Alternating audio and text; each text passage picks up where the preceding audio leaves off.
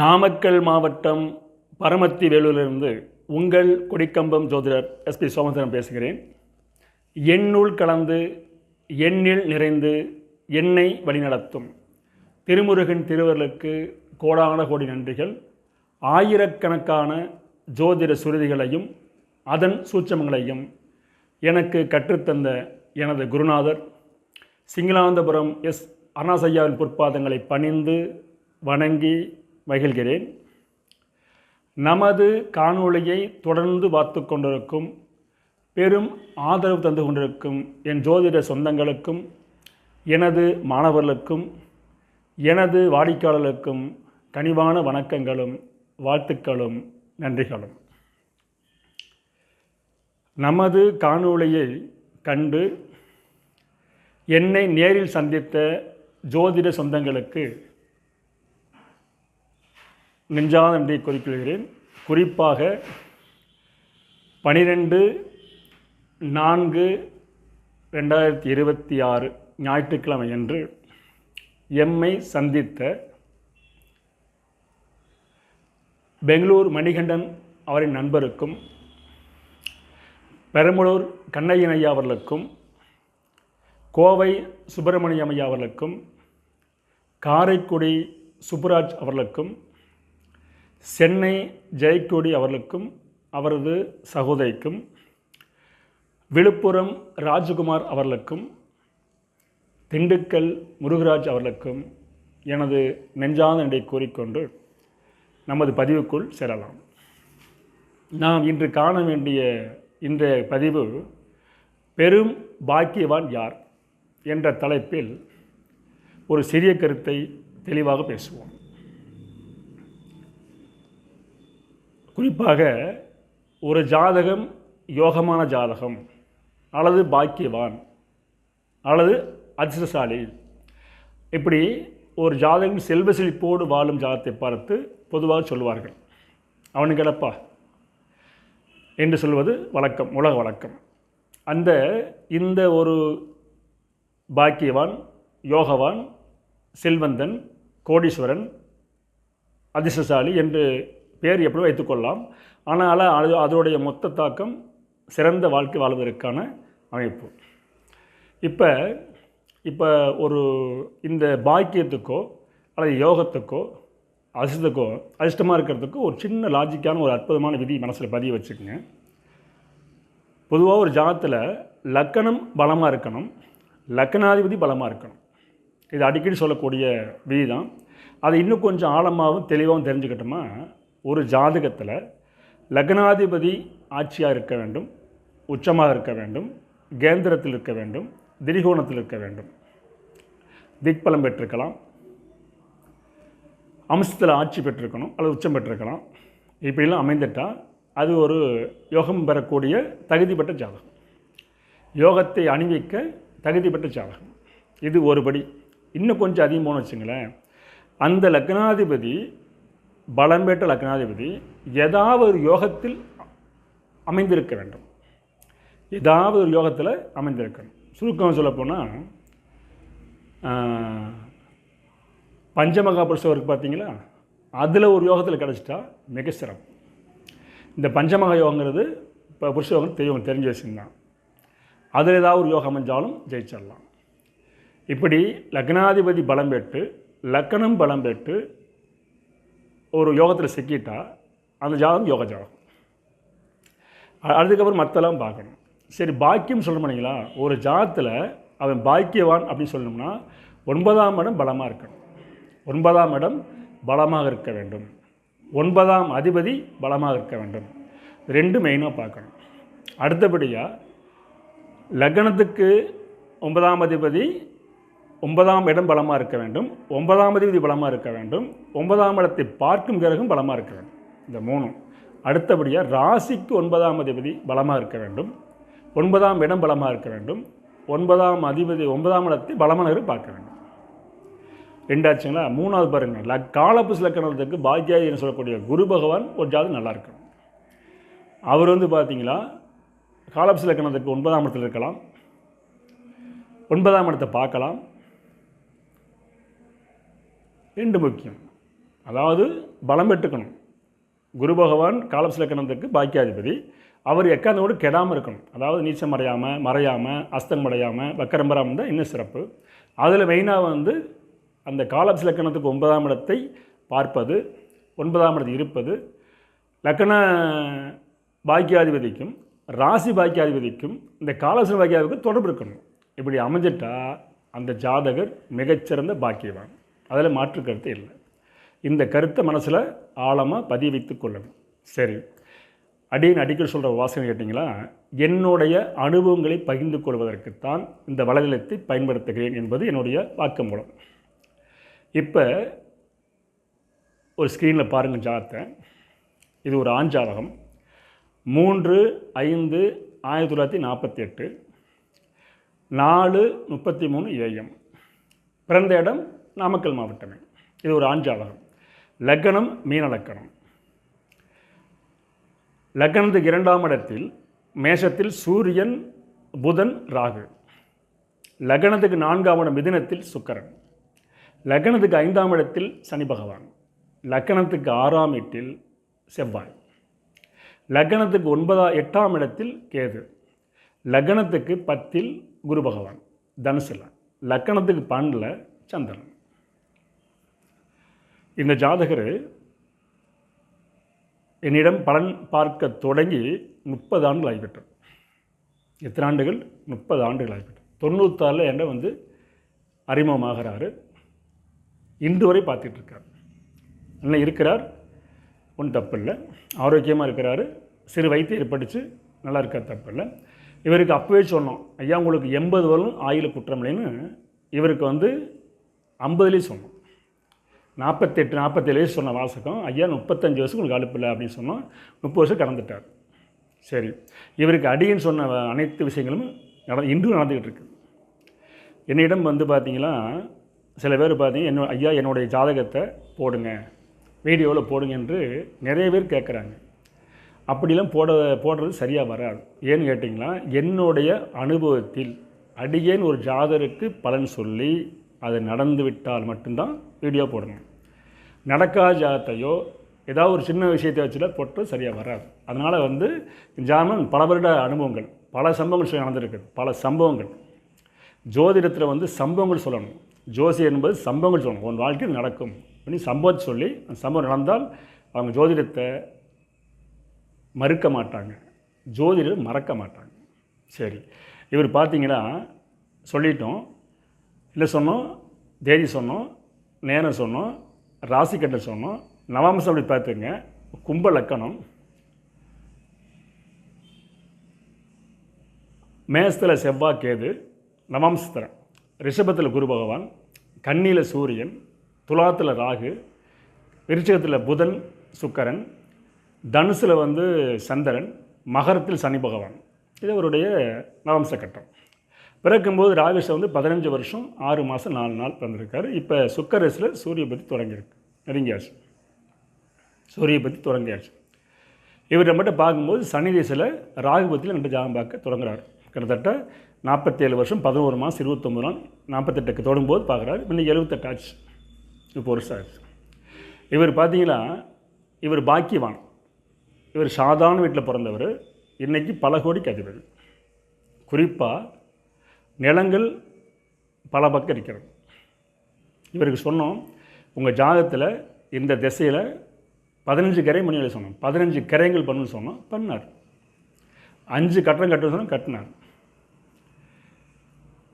நிலமாகவும் பணமாகவும் கட்டணமாகவும் சொத்துக்கள் நிறையா வச்சுருக்கார். காரணம் யோக ஜாதகம். ஆனால் சாதாரண வீட்டில் பிறந்தவர் தான், சொந்த ஊர் விட்டு வெளியே வந்தவர். இன்றைக்கி சிறப்பாக இருக்குது. சரி, இதெல்லாம் இவருடைய வாழ்க்கை சம்பவங்கள். இது பார்த்தீங்கன்னா தூய கேரளம் ஒரு நூலில், தூய கேரளத்தில் 9ஆம் பாவத்தில் ஒரு பாடல் இருக்குது. நிகர் ஒன்பான் செவ்வாய் நோக்க நிலங்கள் சேத்திரம் உண்டாம், பகர் ஒன்பான் புந்தி நோக்க பாக்கிய மிகுதி உண்டாம், புகர் ஒன்பான் நோக்க புறவிக்கு அதிபனாவான், நிகர் ஒன்பான் இந்து நோக்க நன்று இயல் சுகவானாமின் பாட்டு. 9ஆம் பாவகத்தில் 9ஆம் துய்யகலங்க நூல் என்ற பழைய நூல் எடுத்து படித்து பாருங்கள். 9ஆம் பாவகத்தில் 6வது பாடலாக வரக்கூடிய பாடல் 4 வரி பாட்டு தான். நிகர் ஒன்பான் செவ்வாய் நோக்க நிலங்கள் சேர்த்த உண்டாம், பகர் ஒன்பான் புந்தி நோக்க மிகுதி பாக்கிய மிகுதி உண்டாம், புகர் ஒன்பான் நோக்க புறவிற் கதிபனாவான், நிகர் ஒன்பான் இந்து நோக்க நன்று இயல் சுகவானாமே. இதுக்கு என்ன அதுன்னு கேட்டிங்களா, ஒரு ஜாதகத்தில் 9ஆம் அதியா செவ்வாய் வந்துவிட்டால் அந்த ஜானுக்கு நிலங்களாலும் சேத்திரங்களாலும் யோகம். அதே மாதிரி புதன் வந்து 9ஆம் வந்துட்டால் அவனுக்கு பாக்கிய மிகுதி உண்டு, அதாவது தாயாதி வழி சொத்தில் நிறைய சேரும். அதே மாதிரி சுக்கிரன் வந்து பாக்கியாதியாக வந்துட்டால் புறவினா வாகனங்கள், அந்த காலத்தில் குதிரை சேனை சொல்லுவாங்க, இந்த காலத்தில் வாகனங்கள் மிகுதி உண்டாம். நிறையா வாகனம் வச்சுருப்பாங்க. பாக்கியாதி சுக்கரனை வந்து சுபர் பார்த்துட்டா கண்டிப்பாக அவங்களுக்கு வாகனங்களால் யோகம் உண்டு. அதே மாதிரி சந்திர பாக்கியாதியை வந்து அவர் சுபகரம் பார்த்துட்டா இயல்பாக சுகமாக இருப்பான், சுகவாசியாக இருப்பான், அவனுக்கு எல்லாமே தேடி வரும். இதுதான் இந்த பாடலோட சாராம்சம். இதை வந்து இந்த பாடலை வந்து நம்ம எப்படி கேட்டிங்கன்னா, முக்கியமாக பாக்கியாதிபதி செவ்வாயாக வந்தால் இந்த பலனை எடுத்துக்கணும். மெயின் பாக்கியாதிபதி புதனை வந்தால் சொல்ல எடுத்துக்கணும், பாக்கியாதிபதி சுக்கரனை வந்து அப்படி எடுத்துக்கணும். இது மாதிரி பாக்கியாதி எந்த கிரகம் வருதோ அந்த கிரகத்தோடைய காரகத்தை விருத்தி ஏற்படும். இதில் அடியன் முன்னோரில் சொன்ன ஒரு வாசனம் பார்த்தீங்களா, ராசிக்கு 9ஆம் அதிபதியும் லக்னத்துக்கு 9ஆம் அதிபதியும் காலசகனுக்கு 9ஆம் தொடர்பு பெற்றுவிட்டால் அவன் நிச்சயமாக உறுதியாக பாக்கியவான் தான், அது மாற்று கருத்து இல்லை. இவருக்கு பாருங்கள் அந்த விதி அப்படியே புரிஞ்சு வருது. மீன லக்கணத்துக்கு பாக்கியாதி யார்? செவ்வாய். கும்பராசிக்கு யார் பாக்கியாதிபதி? சுக்கரன். காலசகனத்துக்கு பாக்கியாதி யார்? குரு பகவான். இந்த குரு பகவான் 7ஆம் பார்வையாக சுக்கரனை பார்த்துறாரு, 9ஆம் பார்வையாக செவ்வாயை பார்த்துறாரு. அப்போ இந்த 3 கிரக சேர்க்கையும் தொடர்பும் வந்து விடுகிறது. இந்த 3 பேர்த்தில் ஒருத்தர் லக்னாதியாக வந்துட்டார்னா கன்ஃபார்ம். இவர் பாருங்களேன், குரு என்ன வராரு? காலசகனுக்கு மட்டும் இல்லை, மீன லக்கணத்துக்கு லக்னாதியாக வராரு, 10ஆம் அதியாக வராரு. அப்போ லக்னாதிபதிக்கு பாக்கிய தொடர்பு தான் அவன் பாக்கியவான், லக்னாதிபதிக்கு பாக்கிய தொடர்பு தான் அவன் பாக்கியவான். இவருக்கு பாருங்க, லக்னாதிபதி குரு 9ஆம் பார்வையாக செவ்வாயை பார்த்துறாரு. அதே மாதிரி ராசிக்கு 9ஆம் தேதி சுக்கரனை 7ஆம் பார்வை குரு பார்த்துறாரு. அது மொத்தம் ஜாதருக்கு இந்த 3 அமைப்புகள் சேர்ந்தனால இயல்பாகவே பாக்கியவான். இவருக்கு இளமையிலேயே ராகுதேச ரொம்ப சிரமப்பட்டார். ராகுதேச 15 வருஷம் சிரமப்பட்டார். அதுக்காக குருதேசம் ஆரம்பித்தது, அது ஒரு 16 வருஷம் 30 வருஷம். இந்த குருதேசம் நடக்கும்போது தான் இவருக்கு ஒரு ஸ்திரமான தொழில் அமையுது, திருமணம் அமையுது, குழந்தைங்க பிறக்குது. அப்படி படிப்படியாக சொத்துக்கள் சேர்ந்துக்கிட்டே வரும். இன்றைக்கி பல கோடிக்கு அதிபதி. சரி, இப்போ மெயினாக பாடல் தெரிஞ்சுக்கிட்டோம், பாடலுக்கு ஒரு விளக்கம் தெரிஞ்சுக்கிட்டோம். இப்போ துணைவியில் பார்த்தீங்களா, அடிக்கடி சொல்கிற சமாஜ் முக்கியம் பார்த்தீங்கன்னா, ஒரு ஜாதத்தில் பாடல் வலிமையாக பொருந்தி வந்துட்டாலும் துணைவியர் ஒத்துழைச்சிட்டா அந்த பாடல் முழுமையுடன் அடிக்கடி சொல்லுவோம். முதல் பாயிண்ட் பாருங்களா, எந்த ஒரு ஜாதத்திலுமே கேது பகவான் நின்ற வீட்டதிபதியோ அல்லது சாரநாதனோ ஆட்சி உச்சம் பெற்றுவிட்டால் அந்த ஜாதகர் கோடீஸ்வரன்.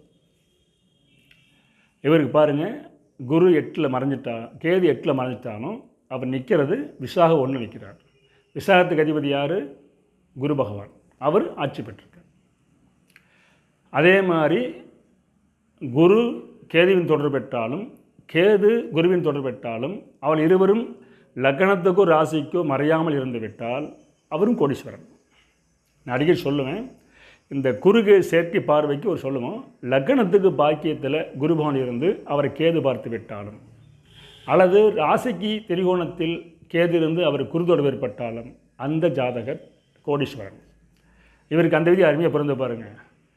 அதாவது கும்பராசிக்கு 9ஆம் இடத்தில் கேது, அந்த கேது யார் சாதத்தில் இருக்கார்? குரு சாதத்தில் இருக்கார். குரு தொடர்பு வந்துடுதுங்களா, பாக்கியத்தில் அமர்ந்த கேது குருவின் சாரம் பெற்று அந்த குரு பலமாயிட்டார்.